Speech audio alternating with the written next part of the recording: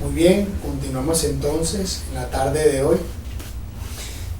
Durante la mañana estuvimos examinando un tema bastante importante llamado el hijo pródigo, la verdad, sobre el hijo pródigo.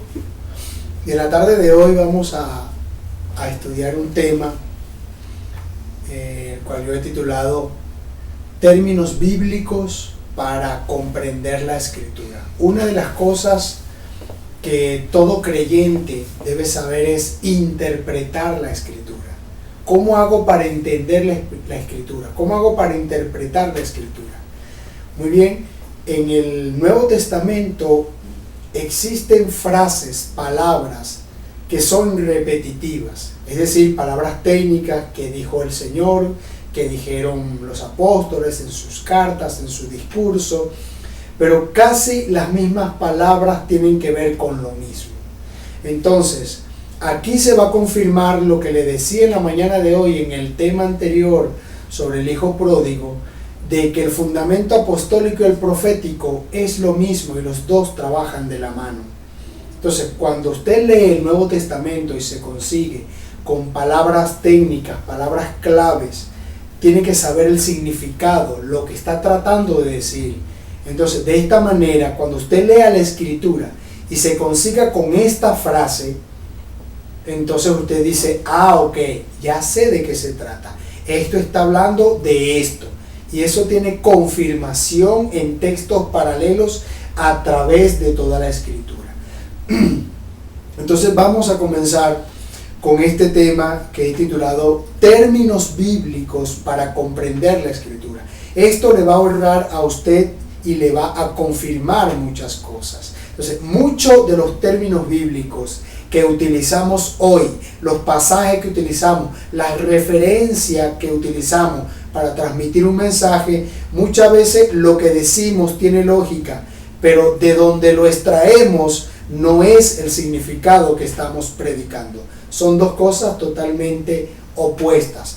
Así que preparémonos y vamos a ir utilizando los términos y explicándolos de forma escritural. Entonces, vamos con el primer término. El término escritura. Cuando usted se consigue en la Biblia la palabra la escritura, como por ejemplo, y el Señor fue a la sinagoga y abriendo la escritura les dijo, esa frase escritura, ¿qué significa? ¿A qué hace referencia? ¿Qué significa la escritura? O mejor dicho, ¿qué es la escritura? Veamos este pasaje, Hechos capítulo 17, verso 11. Dice, y estos eran más nobles que los que estaban en Tesalónica, pues recibieron la palabra con toda solicitud, escudriñando cada día las escrituras para ver si estas cosas eran así. Aquí está hablando en este pasaje de Hechos 17, cuando Pablo llegó a la región de Berea. Pablo llegó a la iglesia de Berea y abriendo la escritura comenzó a predicarle. Y dice el pasaje que los hermanos de Berea, una vez que Pablo se fue, ellos comenzaron a estudiar la escritura. Dice, escudriñando todos los días la escritura para ver si lo que Pablo les había predicado estaba correcto con la palabra. Es decir, Pablo, lo que tú nos predicas está bueno, está bonito, pero nosotros vamos a ir a la escritura a ver si lo que tú nos predicas está correcto. Si está correcto, si es consono con la escritura, entonces te creeremos tu mensaje.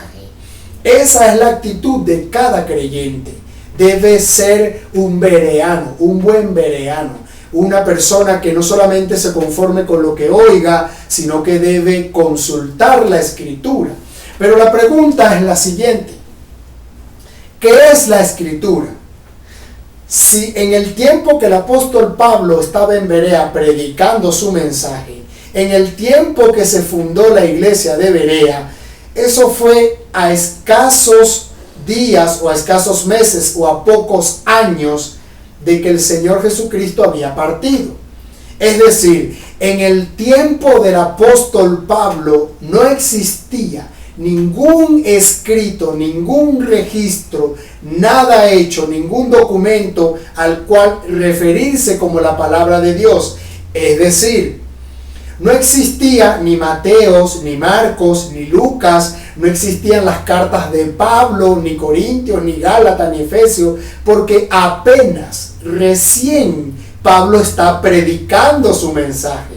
Años después que los apóstoles desaparecen, estas cartas fueron recogidas y fueron documentadas y fueron canonizadas años después. Y eso dio origen a lo que hoy conocemos como la Biblia o el Nuevo Testamento. Pero años después, pero mientras Pablo predicaba, entonces no existían ni los evangelios ni las cartas apostólicas. Entonces, si ninguno de esos documentos que hoy llamamos Nuevo Testamento existía, entonces, ¿cuál escritura consultaron los de Berea? Ellos dijeron, vamos a escudriñar la escritura. Es decir, que ya existía una escritura antes del Nuevo Testamento. Porque Pablo está predicando en Berea y no existían los evangelios, no existían las cartas. Y los de Berea dijeron, vamos a consultarlo a ver si es de acuerdo a la escritura. ¿Qué es entonces la escritura? ¿A qué escritura se refiere si no existía el Nuevo Testamento? Obviamente se está refiriendo al único escrito que existía como referencia de la palabra de Dios, que se le conoce como el Tanaj, es decir, la ley y los profetas. La ley y los profetas. La palabra ley en hebreo es Torah. Torah significa instrucciones y también significa civilizar. Torah significa instrucción y significa civilizar. Es decir, que el Señor le regaló al pueblo un conjunto de instrucciones para que aprendieran a conducirse en este mundo en integridad. Porque era un caos, era un desorden. Entonces, la gente actuaba como bestia, como animal. Por eso la Torah viene a civilizar la conciencia del ser humano, tratando de que renuncie a esa actitud animal. Entonces, la Torah, aparte de que son instrucciones, quítale la palabra ley, porque esa palabra ley nos ha hecho mucho daño y nos ha dividido. Quítale la palabra ley y póngale las instrucciones de Dios, los mandamientos de Dios, la orden que Dios da, cómo Él quiere que nosotros, sus hijos, nos conduzcamos en este mundo. Esas instrucciones en hebreo se le llama Torah, pero usted lo puede llamar la escritura, simplemente la escritura. Esa era la escritura, lo que Dios le habló a Moisés, llámese Génesis, Éxodo, Levítico, Número, Deuteronomios. Esos 5 libros de Moisés que se les conoce como la Torah, esa es la escritura, la única que ellos consultaban porque no había otra. Y a esos 5 libros se le añaden los escritos de los profetas. Entonces, la Torah y los profetas, o lo que dijo Isaías, la ley y los profetas. Y el que no estudie conforme a estas dos cosas es porque no le ha amanecido. Dicho de otra forma, está en ignorancia, en tinieblas, en oscuridad. Entonces tenemos el primer término, ¿qué es la escritura?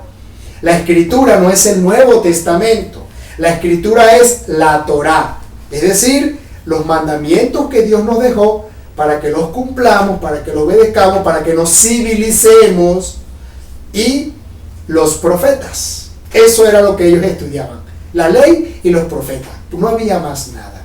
La escritura, fíjense cómo dice Gálatas capítulo 3 verso 8, dice, y la escritura, preveyendo que Dios había de justificar por la fe a los gentiles, dio de antemano la buena nueva a Abraham diciendo, en ti serán benditas todas las naciones, en ti serán benditas todas las naciones. ¿Qué dice este pasaje?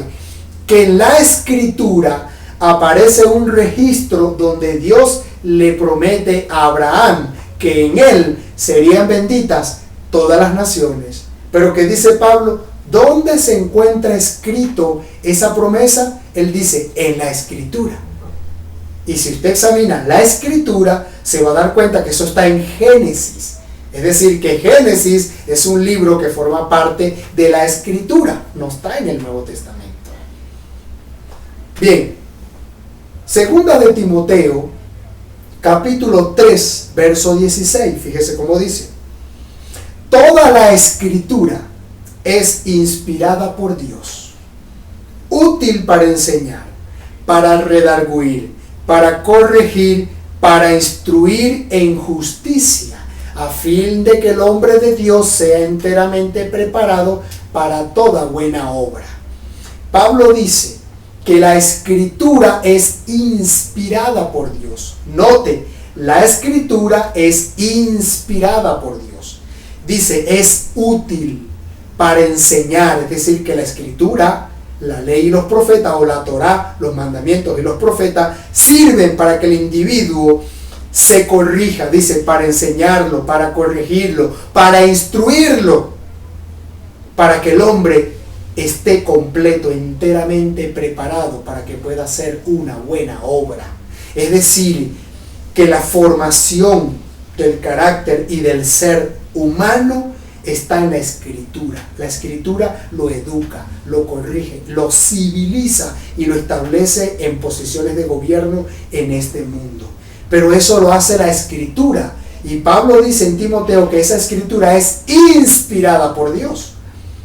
Entonces, si comparamos la Escritura, que es los libros de Moisés y los profetas, y comparamos el Nuevo Testamento, que son las cartas de los apóstoles y el mensaje de Jesucristo, entonces, ¿cuál de los dos dice la Biblia que es inspirado?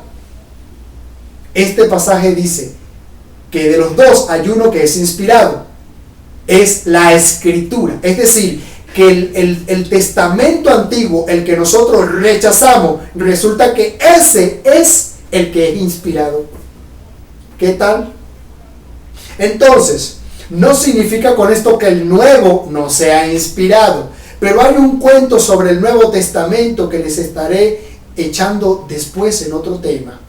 Pero lo digo para despertar su conciencia y para que esté pendiente en este canal. Por aquí vamos a hablar de eso.